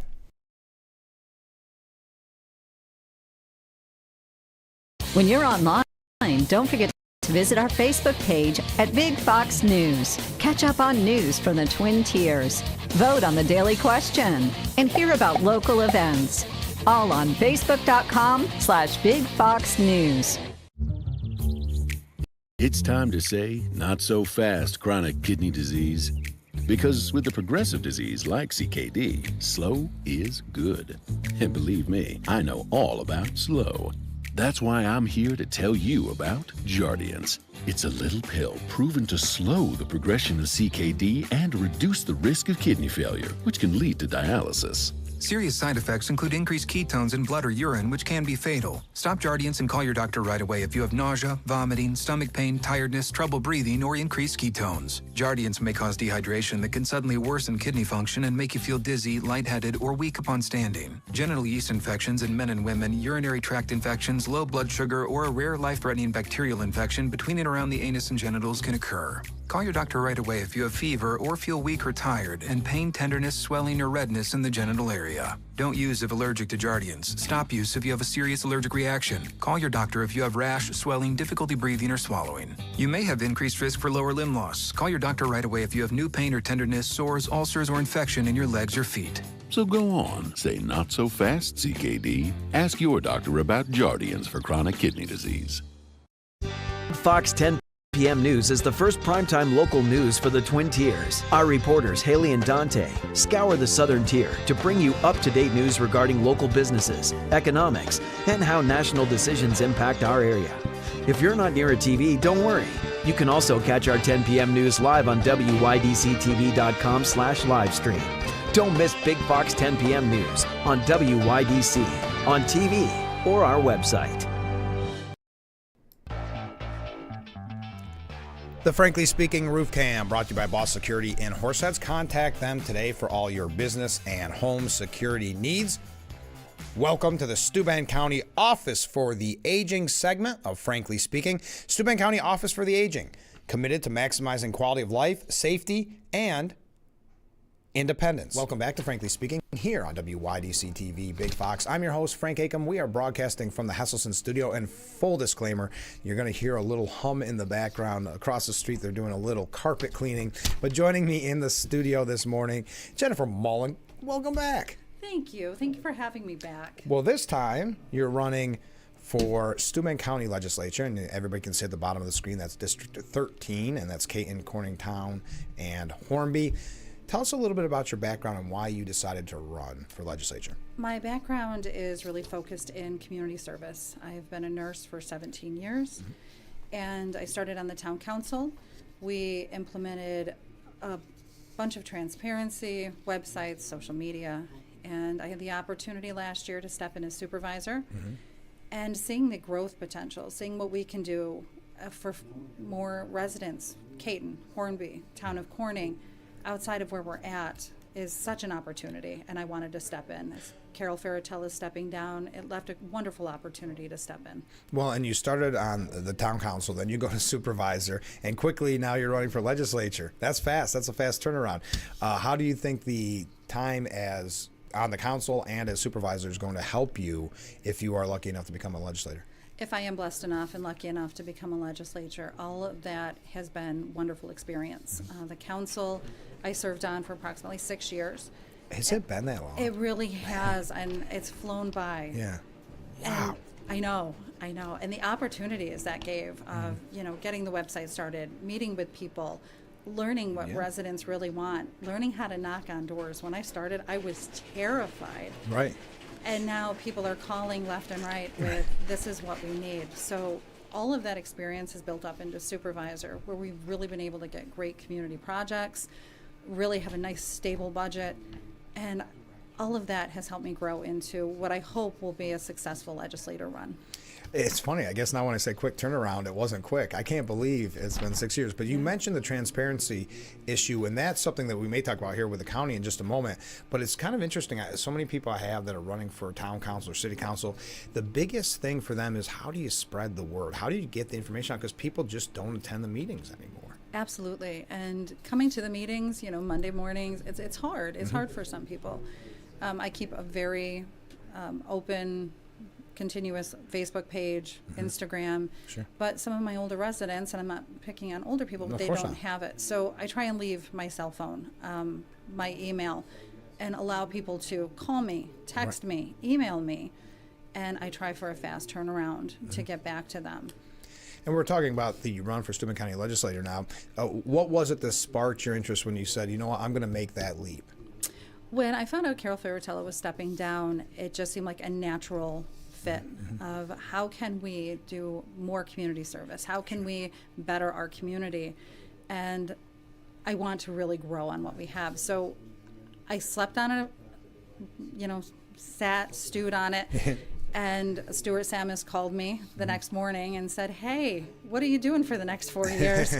So it got the idea churning, and I can't see a better fit as I've stepped down from teaching full-time, and that opened up about 40 to 60 hours. So I've really tried to put that into the town, into the community, and hopefully into growth with the legislator.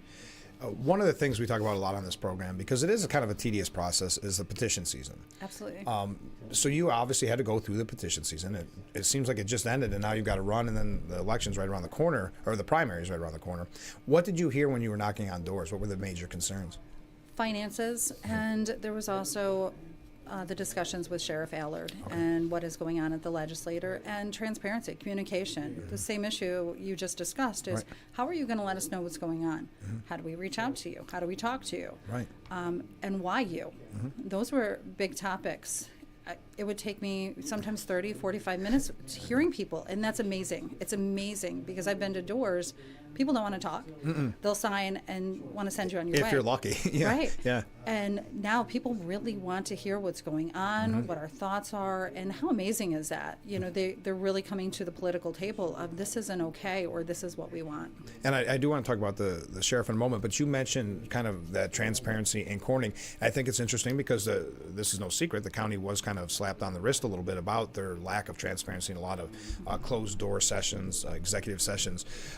Will that be a major concern for you if you win, to take a look at that and see why that has been the case? Absolutely. Absolutely. We can't have closed doors. People need to know what's going on. People need to be engaged. And I shouldn't say need to be, but we need to offer that to them. If they want to get involved, I can't encourage that enough. Right. Come to, the meetings. Come and let people know what your thoughts are.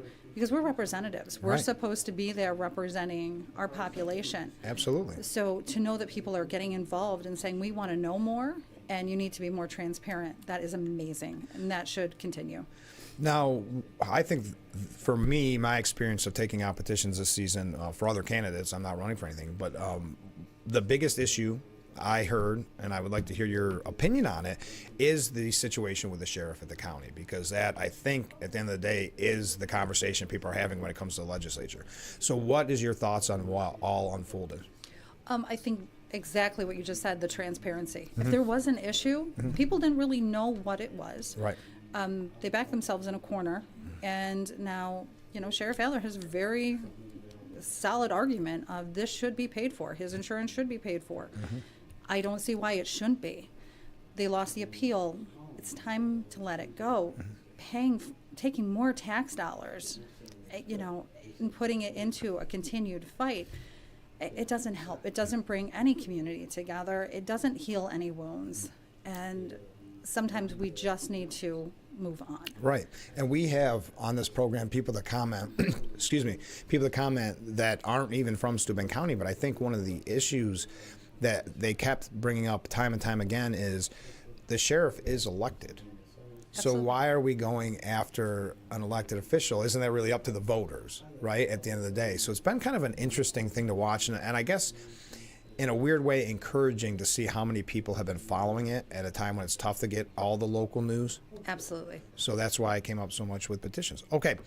What issues do you see moving forward if you are a legislator? What would you like to focus on other than the transparency we keep talking about? You know, transparency is huge, but what can we do to bring more resources down to our area for Corning, for Caton, for Hornby? We have a huge financial revenue that we're sitting on with the county. How can we better use those funds? Emergency services, healthcare management. What can we do better in our area? We are very rural. And with a background as a nurse, I worry about residents who have 20, 30 minutes before an ambulance comes to them. How can we improve? How can we do better for our local residents and our own local community? Now, we're talking about petition season, and now it's campaign season. Kind of a shorter time frame. I mean, when you figure everything is official on the ballot to when you actually go vote for primary, it's quick. So how are you going to handle the campaign? How are you going to run your campaign? I'm going to run my campaign the same way I always have, knocking on doors, talking to people, trying to get my information out there, sending mailers so people know how to contact me. I have an active Facebook page. My cell phone is up. My emails are up. Trying to get the word out. I have amazing friends who have been making phone calls, knocking on doors for me. I'm extremely, extremely blessed. So trying to use that and continuing to move forward and reaching as many people as I can. At the end of the day, it really is just knocking on doors, isn't it? It really is. It really is. But it's fun. It's like we were saying with the petition process. It's so interesting to see what people are concerned in, that maybe it's an issue that you weren't even aware of at the county level, and that's their number one concern. It gives you an opportunity to learn, to grow, and to do what's best for the constituents. Absolutely. And people have been so open. I've had a few people that, you know, don't open the doors and, you know, that I expect. But the people who have, I can't tell you the amount of support I've had moving forward, and that is it just makes my heart happy. It reminds me of why I'm here. And we're talking about the Republican primary, so it is coming up very, very quickly. A couple last-minute kind of who, what, when, where, and whys. So your goals moving forward, we talked about the issues you see that you'll be facing. What is your goal if you win, and after 4 years you look back? What would you have hoped to accomplish? Better services to our local residents. And bringing people together. Yeah. Right now with the sheriff argument, there's a lot of divide. How can we bring people together and bring growth? Where can people find out more about you, or if they want to help your campaign? What's the best way to go at that? I am on Facebook, very active on Facebook. Jennifer Mullen for Steuben County Legislator. You can find me at Jen4Legislator at gmail.com. You can see me driving all around. Well, we see that in the background. Right. I think we'll know it's you when you drive by. Before we go, the final question that we always ask, what would you say to Republican voters before they head into the booth on primary day? Vote for the best person. I can't say that enough. My record speaks for itself. We've done amazing things with our budget, saving over $100,000 in the first year, putting up parks, playgrounds, community activities. Vote for the person who's going to do the work, and I will absolutely work hard. Great. I'm sure we'll talk again before primary, but thanks for giving us so much time this morning. Thank you so much for letting me be on your show. All right. We'll be right back with Frankly Speaking. Stay with us.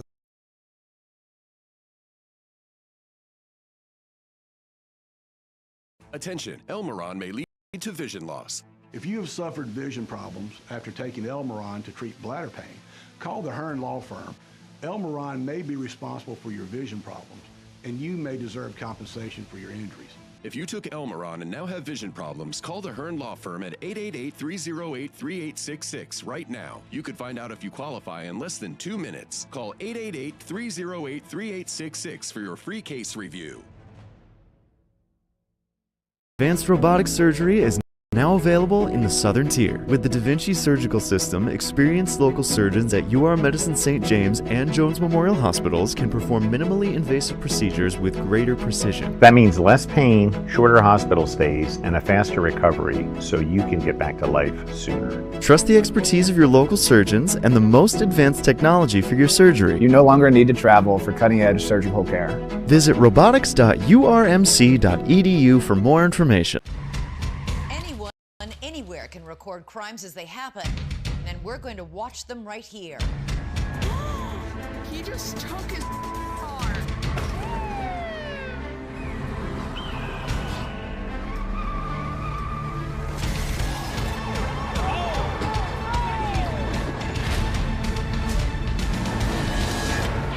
With cameras everywhere, you can run, but you can't hide. Watch iCrime.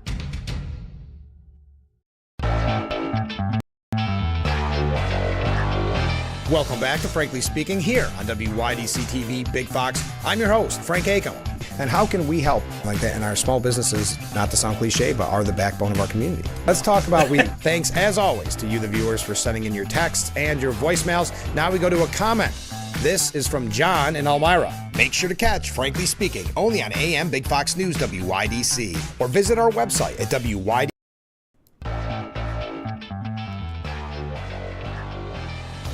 The Frankly Speaking Roof Cam brought to you by Boss Security in Horseheads. Contact them today for all your business and home security needs. We are back broadcasting live from the Hesselson studio here on Market Street in Corning. Thanks again to Jen Mullen. We received some comments from viewers. I should have prefaced this. We're going to have there's a lot of primaries going on, and many of them in reference to what we brought up earlier on the program with what's happening at the county with the sheriff, right? So there's a lot of primaries, and the first interview that I'm having with each of the candidates that have asked to be on the show is kind of a meet the candidate. So they're very often pre-recorded because there's nothing time sensitive about it. So I apologize. I normally like to do the disclaimer that it's pre-recorded. I think I forgot during this interview, but we did pre-record because it's a meet the candidate. The first one is a meet the candidate. Then we'll have some live ones, some other pre-taped ones. But I'm trying to get somewhere 2 to 3 opportunities to hear from the candidate before you go into the primary booth, because it is a big election. For instance, in Irwin, we're going to have a week that's almost full of just Irwin candidates for legislature because there's 3 running there. In this instance, there is 2. We will have Jen's opponent on later this month. I think actually next week, as a matter of fact. So I thank her for being on the program. But a viewer asked a question, and I understand. I saw that you wanted me to scratch it, but it's a great question. It wasn't live, but your question has a lot of validity. And it was, I have land in Hornby and in Caton, and I vote in Chemung County. Can I vote in Steuben County also, as I have land there and pay taxes there? Unfortunately, no. The answer to that is no. And I understand your frustration. This is a lot of people's frustration, especially those who own maybe land for recreation, for hunting, things like that. You're paying the school taxes, you're paying the land taxes, and you have no say in the local government or in the school board or anything like that. It is a frustration. I don't have an answer for you if it would be better or worse if they changed that. But no, the short answer is no, you cannot vote in Steuben County, even though you do pay taxes here. But if you live in Chemung and you're registered to vote in Chemung, that is where you would vote. So that's a great question. That's why I didn't scratch it, because a lot of people have issues with that, especially myself, having some hunting land, looking at the taxes and looking at all the exorbitant fees you're paying and realizing you have no say in that school budget, no say in the local government. Can be very frustrating. Comment from a different viewer. Yes, sheriff's insurance should be paid for by the county. Came back and bite the county in the, we'll say, butt. Thanks for misuse of our tax money, referencing the legislature. Where is the lawyer for Steuben County now? She's gone, thank God. Well, thank you for that comment. And then someone telling Jen Mullen that she had a nice Jeep. Yes, strategically placed Jeep in the studio window that just happened to have her sign on that said to vote for her. Okay, comment from Ken. Ken writes in, did you watch the Musk Doge Jesse Waters Part 1 interview last night? I have not yet. I've seen recaps and some clips from it.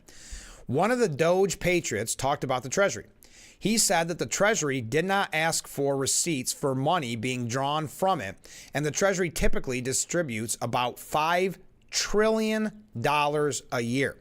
So Doge put a mandate in place that required anyone asking to draw down money from the Treasury must first upload a receipt. He said the drawdowns of money stopped. The obvious conclusion is the Treasury was being used as elected and unelected officials' personal piggy bank. The DOJ should investigate and prosecute any wrongdoers to the fullest extent of the law. Thank you, Ken. Yeah, it's a little past my bedtime, so I have not had the opportunity to see all of the interview. I can't wait. We learned a lot in that, and I find the workings of Doge fascinating, and how they handled it. Elon Musk saying, as he reflected on 100 days of Doge, he talked about it being a long-term enterprise. Because if we take our eye off the ball, the waste and fraud will come roaring back. They also credit the federal workers for helping to trim the waste, fraud. Quote, there is conflict, but that is the exception. So if you watched that last night, I'd love to hear your thoughts on it. We'd like to just give a big thank you to all the government employees who are helping reduce the waste and fraud, because we really couldn't do it without you, he said. I'm not trying to sort of say all government employees are bad. That's absolutely not the case. It's just that there actually just does need to be a serious effort to reduce the waste and fraud, and we're just making that happen. There is conflict, but that is the exception. That's actually true of history in general. There's people study the wars a lot, but actually most of the time there wasn't a war. It's just not as exciting. I mean, any given company, any given organization name is going to kind of be the opposite of the title. So we'll be watching that later, but if you happen to see it, I'd love to hear your opinion. All right, let's talk about the Democrat Party for just a moment, shall we? Jen Psaki mocked Chuck Schumer during an appearance on The Late Show. Remember, the long nights are out for Chuck Schumer. His approval rating is at 17%. Stephen Colbert joked with her, saying, but Chuck Schumer, he wrote a very strongly worded letter. Psaki said, with 8 strongly worded questions. Colbert weighing in, what more could you ask for from a leader? That's when Psaki piled on, saying, if that's not going to make you shake in your boots, I don't know what is. She argued that Democrat lawmakers need to be more aggressive in their approach to the GOP. Go ahead. Go lead a protest. Go to a red state. Go hold a town hall. Go to El Salvador. Whatever it may be. People want to know you're fighting and doing things. If Democrats are going to rely on the tactics of old, they will lose. And so hopefully more people come on to the fighting side. Then she nodded to J.B. Pritzker, who called for mass protests. It was incredibly powerful, incredibly strong, Psaki said. The message he was sending was, I'm a fighter. I'm going to say the things. I'm going to call out do-nothing Democrats. So they want you to, it doesn't really need anything of substance, like going to El Salvador or Cory Booker's 25-hour speech. It just needs to look like you're doing something. And that's a common trend, which is, and it actually happened with David Hogg clashing with James Carville, accusing Carville being the kind of the old way, the non-winning way for Democrats. Now, I don't know what you think about this. If you're Republican, you probably like the idea. David Hogg is talking about spending millions of dollars to run Democrats against fellow Democrats, to primary fellow Democrats. Now, Carville's argument is, what a waste of money. We need to be focused on beating Republicans, not solid Democrat districts. So David Hogg said, Carville believes in the politics of being timid, of hiding. I believe in fighting, and that is what people want to see right now from the Democrat Party. So they had a meeting and a back and forth on this. Carville yelling at Hogg at one point, saying there's no nuance to it. It's just flat out wrong. That's money that could be used to beat Republicans, to beat Democrats. Here, and Hogg said, what is your plan to deal with our abominable approval rating? Carville shouted, win elections, you see, against Republicans. You want my strategy? It's to win elections. It's not to win an election in Queens, which you don't ever run against a Republican. It's to help Democrats win elections. So there's this new fresh face. There's been article after article of the Democrat Party, the kind of the AOCs, where they want younger people. They want the Carvils. They want the Schumers gone. They want the more AOC aggressive type Democrat, and so much so that David Hogg calling for spending millions. And he's in charge, or he's got a leadership position in the DNC, calling for money to be spent with Democrats, younger Democrats, primarying older Democrats. But back to Chuck Schumer, they want him out. Many in the Democrat Party want him out of leadership. His approval rating just 17%. What's interesting, on Tuesday, Chuck Schumer said Trump, he was highlighting this, he was touting this. Trump has the lowest 100-day approval rating since they started polling. He was touting this to use it as an attack on Trump. Fast forward to a few minutes later, when he was asked about his own approval rating of just 17%, he said, polls come and go. Now, Phil Mickelson, the great golfer, the legend, called Chuck Schumer a traitor for opposing the election reforms proposed in the SAFE Act. Mickelson blasted Schumer for leading the opposition to the bill that the New York Democrats called the antithesis of democracy. This is what he said. This is what Schumer said. Donald Trump and Republicans are putting our elections in a vice grip. Executive orders from the president on one end and dangerous legislation from Congress on the other. They don't understand the sacredness of elections and keeping them fair. This kind of legislation, the kind of executive orders which are so jaundiced, so slanted on the side of one party, are the antithesis of democracy. He also called the bill dangerous and reminiscent of Jim Crow. Get all the talking points in there. Mickelson said, so how is this fighting for Americans? How is letting non-citizens vote in American elections a good thing? It is not. He is not representing America, its citizens, nor their best interests. He is a traitor. Those who live in California are acutely aware of how many non-citizens vote and undermine the system and our country, calling Chuck Schumer a traitor. We got to take a short break. Going to read your comments. There's another couple quick pieces on the Democrats. Then we're going to try to get through some quick stories on Trump. Stay with us.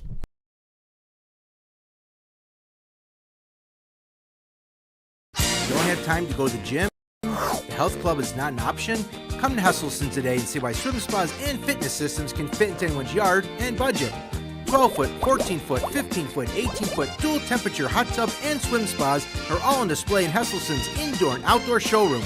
Try before you buy. 0% interest-free financing options are available on every Hesselson swim spa. Swim and exercise year-round and start making every day better. After 70 years, it's still fun to poke in the corners at Hesselson's. Attention, it's the 2025 Waterfront Festival and Cardboard Boat Regatta. A day full of fun for all ages. Register at watkinsglen.com/waterfront festival. Hope that boat is sturdy for the big day, June 14, 2025. Race starts at 2 p.m. On your mark, get set, row. In a world of rising prices, Nissan is lowering them on our two most popular SUVs. The always adventure-ready Pathfinder and our best-selling Rogue. A Consumer Guide Best Buy 11 years in a row. From our U.S. factories to your driveway. Since 1983. Now get 3.9% APR for 60 months on Rogue, one of 6 Nissan vehicles with starting MSRP under $30,000. The Twins' first prime-time local news. Catch weather, local and national news, events, and more with our anchors, Dante, Haley, and Ann. Find out what's happening in your community and more by watching Big Fox 10 p.m. News on The Frankly Speaking Roof Cam, brought to you by Boss Security and Horsesteads. Contact them today for all your business and home security needs. A lot of comments coming in. We'll get to those in the last segment, so keep them coming in because we have one more segment. We got to take a break here shortly, but here's a couple comments from viewers that I was able to get to during break. The Democrats are going to try to be more Trump-like, if you will, but it falls so far short because it's so phony and inauthentic. It's pathetic. Thank you very much for that comment, and that's in reference to people like J.B. Pritzker, Psaki, and even David Hogg and what they've been saying. Comment from a different viewer. The Derby horses from Japan make handicapping even more difficult than it already is. One of these days, they'll get a win. They take horse racing pretty seriously. But win or lose, it's Derby Day. And Kamala Harris isn't our president. A great Derby Day indeed. Thank you, viewer. CNN's data guru, Harry Enton, had kind of a wake-up call for Democrats, because we know the media and the Democrat Party have been touting Trump's poll numbers, Chuck Schumer doing it, then moments later when confronted with his own poll numbers saying, well, polls come and go. But they've been trying to push this narrative that after 100 short days, Trump is now hated even after that landslide victory in November. But he said if Democrats think that at this particular point, just because Donald Trump is unpopular, that they're going to run away with it like a Heisman Trophy winner, that is not necessarily the case. These numbers should be a major wake-up moment for Democrats. When you match Donald Trump against his actual competition, Donald Trump comes out ahead. And that is why Democrats, in fact, cannot count their chickens just yet, because those eggs have not cracked at this particular moment. Now, according to CNN polling, 45% of registered voters believe Trump is doing a better job in the White House than Kamala Harris would have. This looks a heck of a lot like the election results, despite the fact that Trump's favorable ratings aren't too hot to trot. He said, the bottom line is when you look at Donald Trump in a vacuum, it's one thing. But when you actually match him up against folks in the real world, all of a sudden his numbers look considerably better. Now, AOC, we mentioned yesterday, she is considering running for that leadership position. Representative Jerry Conley was in charge of the Oversight Committee. Ranking member, I should say. He is stepping down because of health issues. Some are saying it's not in AOC's best interest because she's at a level of popularity right now. In her rallies, there's even talks, the New York Times throwing around number 1 Senate, running against Chuck Schumer, number 2 for president. So there's questions of whether or not, a few months ago, this seemed like a great idea. In today's climate, not sure if that's where she wants to be. Douglas Murray had the piece because someone mentioned earlier about Kamala Harris's speech the other day. Drudge Report presenting it as it looks like she's very presidential, looks like she might give it another go, though many people believe she's going to run for governor of California. Douglas Murray, we don't have a chance to get to it, but Douglas Murray saying Kamala Harris reminds everyone why we didn't elect her president. The Democrats seem to be lost in the wilderness, but at least their former presidential candidate still has elephants for company, and that's in reference to what she said. I hope, so that is coming from Douglas Murray. We don't have time to get to it. Get your last minute comments in, your last minute predictions on the Derby. We'll be right back with Frankly Speaking here on WYDC TV. Big Fox, stay with us.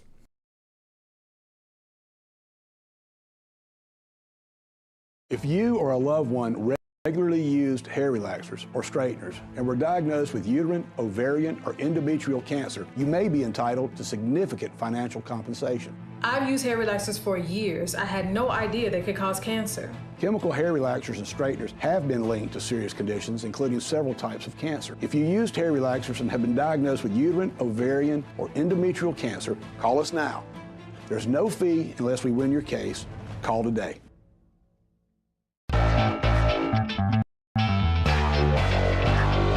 Welcome back to Frankly Speaking here on WYDC TV Big Fox. I'm your host, Frank Acom. And how can we help like that in our small businesses, not to sound cliche, but are the backbone of our community? Let's talk about thanks, as always, to you, the viewers, for sending in your texts and your voicemails. Now we go to a comment. This is from John in Elmira. Make sure to catch Frankly Speaking only on AM Big Fox News WYDC or visit our website at WYDCTV.com. Fox 10 p.m. News is the first primetime local news for the Twin Tiers. Our reporters, Haley and Dante, scour the southern tier to bring you up-to-date news regarding local businesses, economics, and how national decisions impact our area. If you're not near a TV, don't worry. You can also catch our 10 p.m. news live on WYDCTV.com/livestream. Don't miss Big Fox 10 p.m. news on WYDC, on TV, or our website.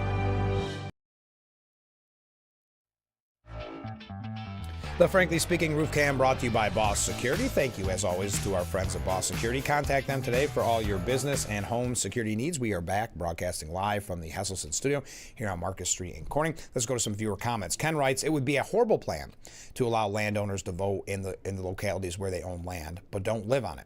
Can you imagine how many Dems would be buying up small plots of useless acreage just to get the right to vote for other Democrats. Oh, I agree, Ken. I guess I wasn't clear about that. It was more about the frustration that people have because they would like to make a difference as they pay those high taxes. But no, that would be so misused. There is a real reason. I don't have an answer for how you give people some say in their local governments, but no, I agree with you. It would be a nightmare, and it would lead to so much fraud and so much corruption. So I agree. I should have been clear on that, but I thought that was a very good question because it's a frustration that many people have, and I hear it a lot, but I don't think there is an answer for it. Comment from a different viewer.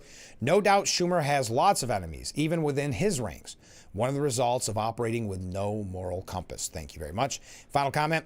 I thought the Jesse Musk interview was enlightening and ever informative. But on the light side, the boom man, the microphone man who had to carry the boom mic should have received hazardous duty pay. Yeah, I do not envy his position. Hey, by the way, 3 House Democrats have withdrawn their names from co-sponsoring the articles of impeachment against Trump. Representative Gerald Nadler, Representative Robin Kelly, and Representative Kwesi McPherson each dropped their support for Representative Shri Thundar's impeachment resolution, which was filed earlier this week, and we brought that story to you earlier in the week. Congressman McPherson removed himself as a co-sponsor because he was made aware it was not clear by Democrat leadership and not fully vetted legally, and he preferred to err on the side of caution. The Congresswoman was under the impression that the resolution was drafted and reviewed by both the House Judiciary Committee and leadership when she originally signed on during a vote series on the floor. Okay. Yesterday, during the National Day of Prayer, Trump said, so as we bow our heads on this beautiful day, once again, we have to trust our God because our God knows exactly where we're going, what we're doing, knows every inch of our life, and may he continue to hear our prayers to guide our steps and build up our beloved nation to even greater heights. That was President Trump at National Day of Prayer ceremony at the White House yesterday, signing an executive order establishing the Religious Liberty Commission. We have to trust God, he said. He also was speaking in front of a class graduating in Alabama, saying, you've done a lot of winning. Winning is a good thing to do. But today, I'm also asking you to look forward to something very, very bright and more promising. This is what he told the class of 2025 at the University of Alabama. And it's going to be an even more promising tomorrow. I promise you that. You're the first graduating class of the golden age of America.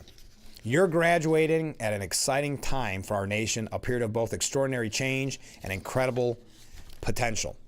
He told the new graduates they will see unbelievable growth in the country very soon. You're going to be starting to see it very, very soon. The whole world is talking about it. By the way, the Army plans for a potential parade on Trump's birthday. We brought that story to you quite some time ago. Now calling for 6,600 soldiers and at least 150 vehicles, 50 helicopters, 7 bands, and possibly a couple thousand civilians. Now, this is a parade, and the AP is kind of misleading here. It is a parade, but it's not. It happens to be on Trump's birthday, but it's not for Trump's birthday. It's for the Army's anniversary, but just happens to coincide with Trump's 79th birthday on June the 14th. Okay. Moving along, we're almost out of time. Okay, this viewer disagreeing with Trump. Exciting time in our country. How about scary time? Okay. Speaking of time, we are out of time. Thank you to everyone who joined us this morning. What a great discussion. Thank you to Jen Mullen, who is running for Steuben County Legislature, for being on the program this morning. Good luck to everyone out there on your Derby bets. We'll see. We didn't really make too many predictions. We're excited to see how Toby Keith, the late Toby Keith's horse does. I'll never find myself in any position where I'm rooting for journalism, so I don't see the horse or the profession, so I don't see that happening. But we are out of time. Good luck on your Derby bets. We will see you bright and early Monday morning starting at 6 a.m. for Frankly Speaking, only on WYDC TV Big Fox. I look forward to it already. Have a great weekend, folks.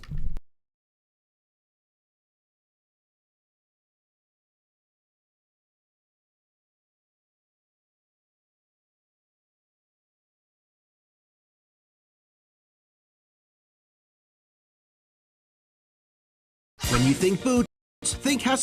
Hesselson's. Hesselson's has the largest selection of work boots in the area. Composite and steel toe boots, Met Guard boots, soft toe boots, and hikers, duty and western boots all in one location. Hesselson's, Elmira Heights. Hesselson's has men's and ladies boots in all sizes and widths. Choose from the largest names in the industry. Danner, Carolina, Timberland Pro, Keene Utility, Thorogood, Area, and Georgia, to name just a few. Hesselson's has been locally owned and operated since 1955, so when you think local service and great selection, think Hesselson's. Remember, it's always fun to poke in the corners at Hesselson's.